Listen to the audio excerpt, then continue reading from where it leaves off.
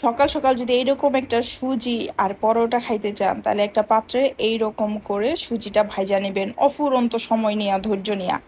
আর একটা পাতিলের মধ্যে এরকম করে দুধ জাল দিতে বসাই দিবেন। আমি এখানে চিনি আর দুধ জাল দিতে বসাই দিছি। তারপরে মনে করেন এরকম হালকা হালকা যখন ব্রাউন হয়ে আসবে, তখন এটার একটা প্লেটের মধ্যে ঢাইলা নেবেন।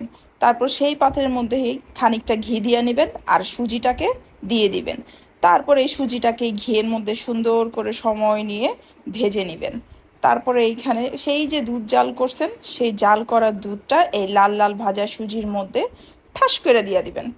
দিতে সময় আবার ভয় পায় না, আমি তো ভয়ই পাইছিলাম, কারণ আমার ক্যামেরাটা একেবারে খোলা হয়ে গেছে ধোঁয়ায়, দেখতেই পারতেছেন।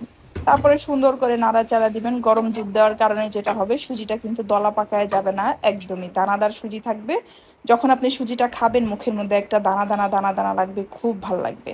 ব্যাস, এই তো আপনার সুজি পরোটা রেডি।